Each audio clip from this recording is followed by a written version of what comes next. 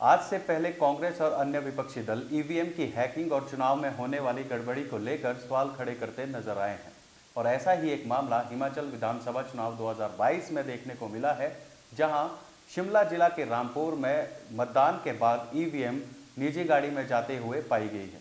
जी हां, मामला दरअसल हिमाचल प्रदेश विधानसभा चुनाव के दौरान 12 नवंबर का है, जिस दौरान शिमला जिला के रामपुर में यहां पर एक मशीन, ईवीएम मशीन और वीवीपैट मशीन एक निजी गाड़ी के अंदर बरामद की गई है। और इसके बाद जो है कांग्रेस कार्यकर्ताओं ने जब इस गाड़ी को पकड़ा, उसके बाद उन्होंने चुनाव आयोग के अधिकारी को फोन किया और अधिकारी ने भी इस पर कार्रवाई करते हुए फिलहाल 6 कर्मचारियों को इसमें सस्पेंड कर दिया है। कर्मचारियों का यहाँ पर सस्पेंड होना अपने आप में बहुत सारे सवाल जो है वो खड़े कर जाते हैं। बिल्कुल, सबसे पहला सवाल तो ये खड़ा होता है कि आखिर उन कर्मचारियों की मंशा क्या थी जिनकी मौजूदगी में यहाँ पर इतनी बड़ी जो कार्रवाई वहाँ पर हुई है कि वीवीपैट मशीन को, एक ईवीएम मशीन को इस तरह से निजी गाड़ी के अंदर ले जाना पड़ा।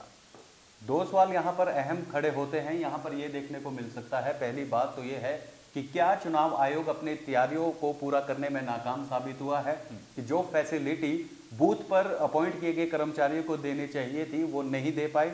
और साथ ही साथ दूसरा बड़ा सवाल तो यह खड़ा होता है कि क्या किसी के दबाव में आकर कर्मचारियों के द्वारा जो है वो ऐसा किया गया है। आप क्या मानते हैं? बिल्कुल, मैं भी सर मानता हूँ, क्योंकि इस तरह की जो तैयारियां, जिस तरह मैं जानता हूँ कि चुनाव आयोग जब इस तरह के चुनाव जो है आयोजित करता है तो उस दौरान पूरी तरह से तैयारियां कई दिनों तक चलती हैं। और इस दौरान अगर इस तरह की गड़बड़ी होती है तो मुझे नहीं लगता ऐसा कुछ होना चाहिए। और दूसरा, इसके अंदर जो दबाव वाली जो है, जो ये भी एक एंगल है इसमें सोचने वाला कि आखिर किस तरह का दबाव उनके ऊपर होगा जो उन्होंने इस तरह का काम जो है करना पड़ा है। और साथ में एक और सवाल इसमें खड़ा होता है कि आखिर कांग्रेस जो है वो कांग्रेस अभी तक कुछ क्यों नहीं कह रही, जब तक, क्योंकि रामपुर जो ऐसा इलाका है जो विक्रमादित्य का इलाका है और प्रतिभा सिंह का इलाका है। जी अजय, यहाँ पर देखने वाली बात तो ये भी है कि भारत का लोकतंत्र विश्व का सबसे बड़ा लोकतंत्र माना जाता है और हिमाचल प्रदेश में जिस तरह की घटना हुई है अपने आप में एक अहम सवाल खड़ा करती है। हिमाचल प्रदेश अपने आप में एक शांत राज्य है। चुनाव सबसे ज्यादा यदि शांतिपूर्ण तरीके से देखा जाए तो अपने हिमाचल में ही होता है। और इस तरह की घटनाएं यदि हिमाचल में देखने को मिल रही है तो कहीं ना कहीं चुनाव आयोग पर जो है वो सवाल अवश्य खड़े होते हैं। और अहम सवाल है क्योंकि लोकतंत्र पर कहीं ना कहीं सीधा आघात जो है इस तरह की घटनाओं से होता है। बिल्कुल, मैं जानता हूं जिस तरह से पूरी दुनिया में भारत के लोकतंत्र का नाम लिया जाता है, बार बार हम बोलते हैं कि भारत का लोकतंत्र दुनिया का सबसे बड़ा लोकतंत्र है। अगर इस तरह की घटनाएं होंगी तो किस तरह का मैसेज जो है पूरी दुनिया के अंदर इंडियन डेमोक्रेसी को लेकर जाएगा। एक और बात मैं यहाँ पे कहना चाहूंगा कि कांग्रेस जो है हालांकि इस पर कुछ ज्यादा बड़े तरीके से जो है अपनी प्रतिक्रियाएं यहाँ पर नहीं दे रही हैं। हालांकि उन्हीं के कार्यकर्ताओं के द्वारा ये जो गाड़ी है वो पकड़ी गई है और एक कंप्लेंट जो है वो चुनाव आयोग को भी दी गई है, लेकिन घटना बहुत बड़ी है। उस हिसाब से जो है वो कांग्रेस डिफेंड नहीं कर पा रही है। और साथ ही साथ यदि मैं बात करूं कांग्रेस के अलावा, इस बार पहली बार चुनाव, इस विधानसभा चुनाव में ये देखने को मिला था कि 2 पार्टियों के अलावा और अन्य पार्टियां भी थी। बिल्कुल। जैसे आम आदमी की पार्टी की बात करें या राष्ट्रीय देवभूमि पार्टी या बसपा वगैरह, जिसके भी जो खड़े प्रत्याशी है, उन पार्टियों के द्वारा भी जो है इस पर कोई अभी तक बड़ी प्रतिक्रिया सामने देखने को नहीं मिल पा रही है। हालांकि कांग्रेस का हमेशा ये रहा है, अन्य राज्यों में जब आज से पहले चुनाव हुए थे, जहां जहां पर कांग्रेस को हार मिली थी, उन्होंने डायरेक्ट ईवीएम की हैकिंग पर सवाल खड़े किए थे, चुनाव आयोग पर सवाल खड़े किए थे। चुनाव आयोग पर उस समय हार के बाद तो कांग्रेस सवाल खड़ी करती है, लेकिन इतनी बड़ी गड़बड़ी होने के बावजूद जो है अभी तक कोई बड़ा सवाल या बड़ा विरोध कांग्रेस नहीं कर रही है। बिल्कुल, मैं देखता हूँ क्या चुनाव खत्म होने के बाद अगर मान लीजिए सरकार नहीं बनती कांग्रेस की, तो क्या उस वक्त रिएक्ट करेगी जब उनके पास कोई चारा ही नहीं बचेगा।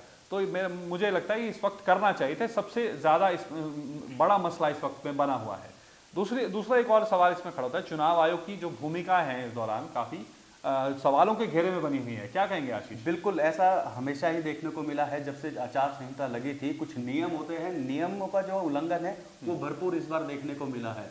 और उसके बाद जो चुनाव आयोग की जो कार्यवाही जो होनी चाहिए थी वो उस तरीके से नहीं हो पाई। चाहे वर्तमान में जो भाजपा सरकार यहाँ पे रही है, उनके होर्डिंग्स जो उनकी होर्डिंग्स को लेकर जो बात करें, जो आचार संहिता का एक अहम उल्लंघन होता है वो होता रहा। इतनी कोई खास कार्यवाही जो चुनाव आयोग के द्वारा भी जो है वो नहीं देखने को मिल पाई।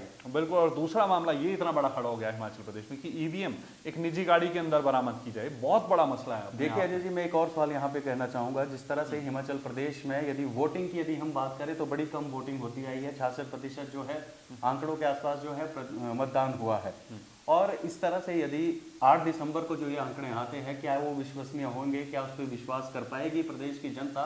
क्योंकि ईवीएम निजी गाड़ी में ले जाना साफ तौर पर कहीं ना कहीं गड़बड़ी और घोटाला ही सामने देखने की ओर इशारा करता है। सीधी और इसके बाद गुजरात में चुनाव होने हैं और उसके अलावा अन्य जो राज्यों में है लोकसभा का लेकर चुनाव भी जो है सामने है, उसका आपको लेकर क्या कहना है? बिल्कुल, मैं ये कहूँगा कि अभी हिमाचल में जैसे चुनाव है, अगर हिमाचल में इस तरह की घटना के बाद अगर चुनाव आयोग कोई बड़ी कार्रवाई इस पर नहीं करता, कि मंशा अभी तक हमें कर्मचारियों की पता नहीं चली कि क्यों आखिर उन्हें ऐसा करना पड़ा, और अगर इस पर चुनाव आयोग कोई बड़ी कार्रवाई नहीं करता है तो सीधे तौर पर ये संकेत करता है कि गुजरात चुनाव में भी इस तरह की धांधली, इस तरह के गड़बड़ होने की आशंका बिल्कुल साफ तौर पर बनी हुई है। और देश प्रदेश और विदेशों में जिस तरह की लोकतंत्र की दुहाई हम आज तक देते आए हैं, वो भी कहीं ना कहीं इससे जो है उसको भी आघात पहुंचेगा। अब इस तरह की अगर दिक्कतें आएगी तो आने वाले चुनावों में भी इस तरह की गड़बड़ी होने के पूरे चांसेस हैं। और देखते रहिए बिग स्टोरी। इसी तरह भविष्य में भी आपको इसी तरह की जानकारी भरी अपडेट्स, जानकारियां, वीडियोस मिलती रहेंगी। नमस्कार, धन्यवाद।